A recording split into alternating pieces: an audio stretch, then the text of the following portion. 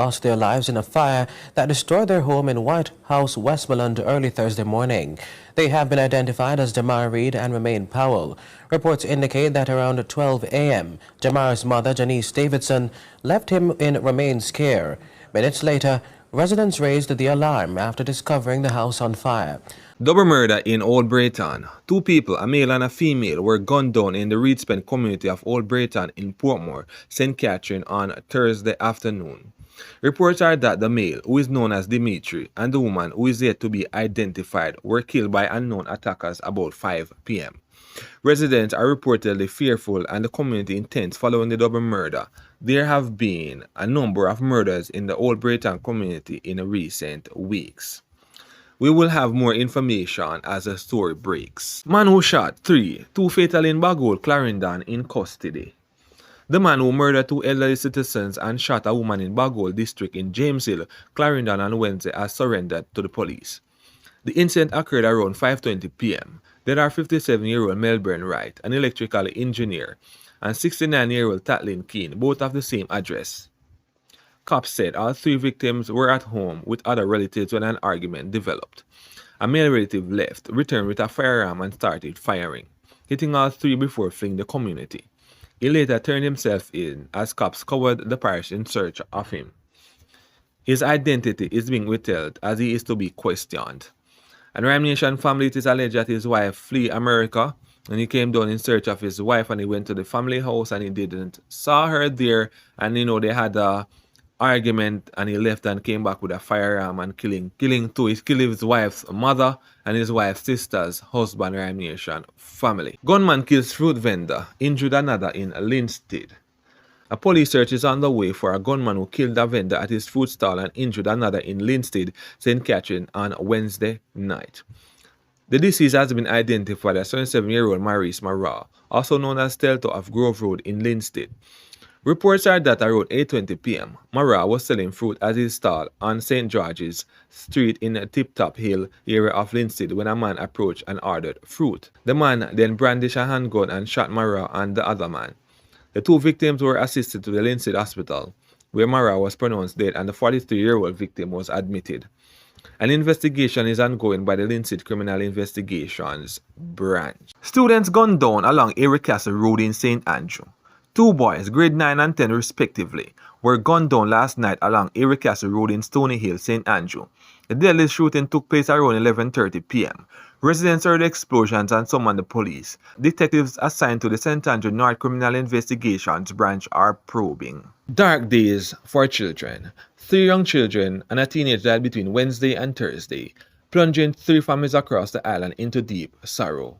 On Wednesday, 12-year-old Irwin High School student Diana Solomon was crushed by a Montego Bay Metro bus after she fell under the vehicle and being pushed by fellow students in a scramble to board the unit. A day later, 17-year-old grade 11 William Knib Memorial High School student Rodwick Frank succumbed to injuries he received on Sunday in a motor vehicle crash in his D3d community in Trelawney. Police report that he was thrown from a motorcycle he was driving on the road in his community. As word of his death started to circulate, residents of Clarendon, Westmoreland awoke to news that 2 8-year-old boys had been burned to death early Thursday morning in a house fire that residents claim had its foundation in negligence. According to residents, the fire that took the lives of New Hope Primary and Junior High School students Jamar Reed and Ryme Powell was sparked by an unattended candle. Lost their lives in a fire that destroyed their home in White House, Westmoreland early Thursday morning. They have been identified as Reed and Ryme Powell. Reports indicate that around 12 a.m., Jamar's mother, Janice Davidson, left him in Ryme's care. Minutes later, residents raised the alarm after discovering the house on fire. Firefighters responded but found the 3-apartment board and zinc dwelling completely engulfed. Acting Superintendent O'Neill Henry says investigators are still working to determine the cause of the blaze. But at the given location, during scene size up, the ruins of a house was seen by the crew surrounded by fire.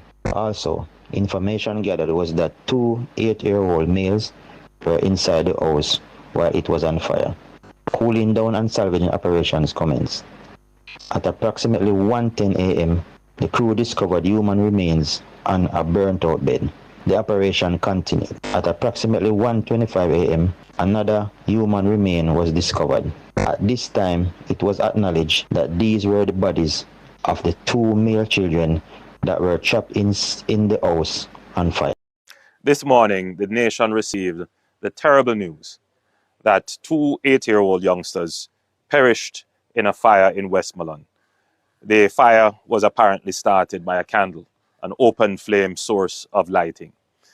Several years ago, in my own constituency, several young children perished under similar circumstances.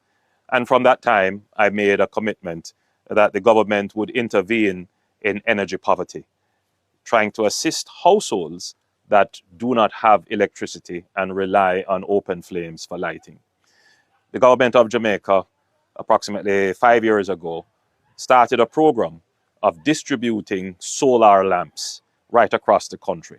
We have gone through 3 or 4 cycles of distribution. Obviously, we have not reached all households that are not connected to the electricity grid. This morning, I gave a directive to Minister Vaz to intensify the program such that we will be able to provide not just a solar lamp, but a solar kit that could provide households that are energy poor, not connected to the grid, with the basic domestic energy capabilities, which would be to provide lights at night, possibly charge a phone, possibly carry a fan, and possibly a radio. The solar and battery technologies have advanced quite significantly and are quite affordable. What we will do now is to ensure that households that are not connected can apply through the Ministry of Energy directly or through the various elements of the government social welfare programs, whether it is through PATH or other programs.